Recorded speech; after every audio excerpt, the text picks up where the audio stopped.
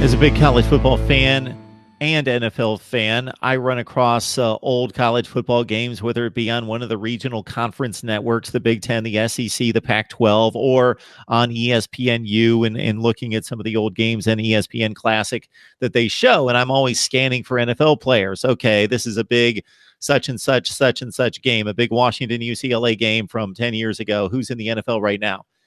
Oregon, for the accomplishments on the field, wins versus losses that Chip Kelly produced, you're not going to find a lot of those guys. Marcus Mariota is obviously the prime example, and he produced NFL players, but not at the rate of production of the wins and losses at Oregon.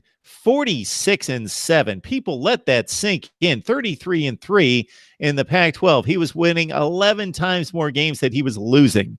He was basically a one loss per year guy at Oregon. The results were astounding, but unlike most examples across the country, and we can name the programs, the Clemsons, Ohio States, Alabamas in particular, the recruiting rankings did not line up with the production on the field and the results in the top 5 in the nation status that Chip Kelly produced at Oregon.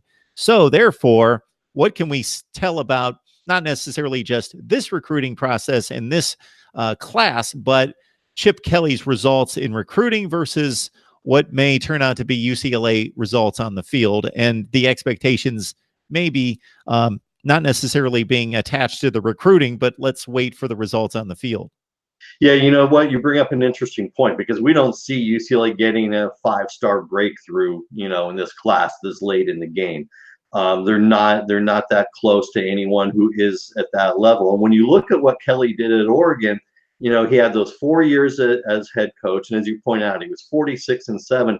Those recruiting classes were dominated by 3-star recruits. 2009, his first year as head coach, he had the 30th ranked recruiting class in the country. He had no 5-star recruits in that class. He had 16 3-star recruits. Out of his 25 kids that he signed, 16 of them were 3-star recruits. He had, in 2010, he only had one 5-star recruit who wound up never playing it down for him. It was Lachey Seastrunk, who we know got him into the recruiting NCAA issue, and the kid wound up playing at Baylor instead. So I'm not even going to count that as, he had one 5-star recruit, never played a snap at Oregon. And Kelly had 4 4-star recruits and 11 3-star recruits. You look at 2011, he had 14 3-star recruits in this class. One of them was a guy named Marcus Mariota. I think he turned out okay. Rumor has it.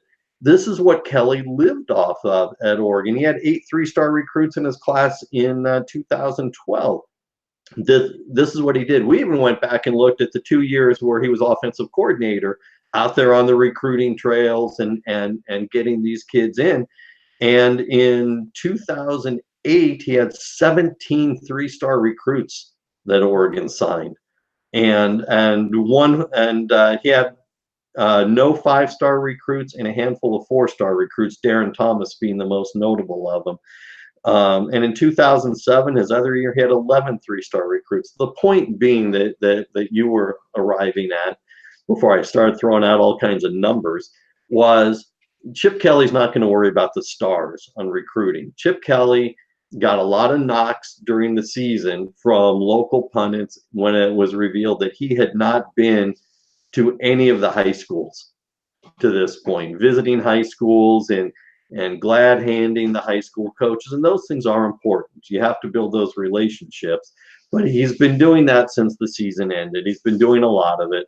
But the point more is that Chip Kelly is watching the film, he's watching the tapes, he's watching these players in and out, and he sees what is going to work for the offense he wants to run. And it's not about what UCLA did in the past and throwing out 75 scholarship offers to the most 4- and 5-star recruits they could find. It's about throwing out the offers that are going to go to players that they believe that they can sign, that will get in academically at UCLA, which obviously is critical academically there, and that will fit into what Chip Kelly wants to do with his offense. It worked at Oregon, as you pointed out.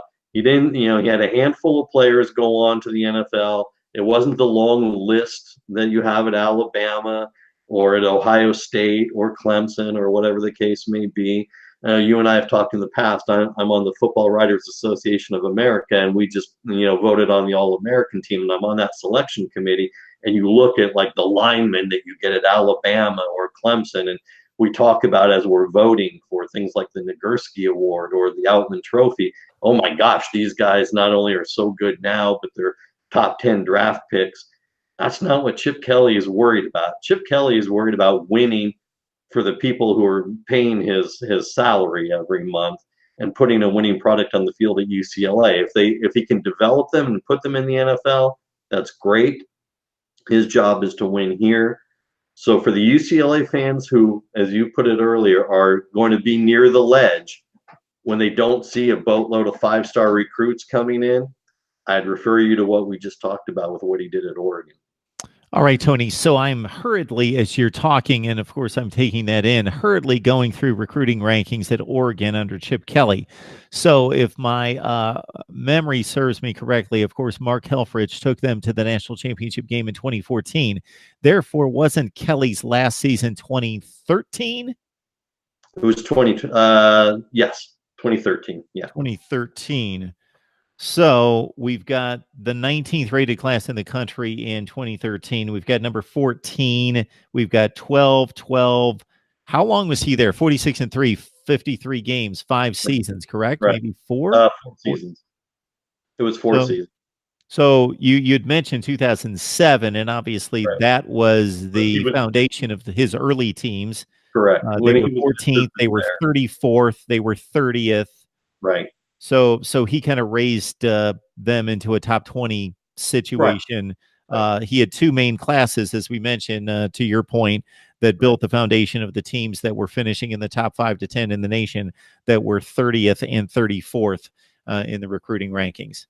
Right. Look, he raised the bar at Oregon, but his rankings inside the Pac-12 conference were 4th and 3rd and 4th. He never came out with the number 1 recruiting class in the conference, but he was winning the conference. He was winning, and he was going to the national championship game, and he was going to the Elite Bowl games. Which, look, right now, if you're UCLA, you're happy to pick up 3 to 4 more wins next year than what you had this year. You finished 3-9. You're happy to get to 6 or 7 wins in a significant bowl game this year. And there's nothing that says you can't do that with the players you have returning, especially if Theo Howard does come back, and especially if you do get James back to keep your offensive line intact. And look at the players you're getting for what they are and what they bring to the table. Don't worry about how many stars Kelly is bringing in terms of the recruiting numbers. That's just not what he does. All right, Tony Siracusa on the line with us to talk UCLA football. You can join Tony at Last Word on College Football. You got Mike Laval. You've got Lauren Beasley doing a fine job there with Kevin McGuffey as well, and Tony front and center. Tony, we appreciate you stopping by. Is there anything we missed on the UCLA football storyline? No, sir. I think we covered it. They are moving. Chip Kelly moved Justin Fry, the offensive line coach, to offensive coordinator last week. Big move because Fry was getting some recognition from some other schools and could have been on the move. And so Kelly is still clearly going to be running the offense because he is Chip Kelly control freak. It says so on his business card, probably. I don't know that to be fact, but it could. And so, but Fry will have a greater input into the offense now, and the offensive line did so well. Kelly gave him the recognition and the bump. So there you have it. Thanks so much, Tony. All right, Mark. All right, very good.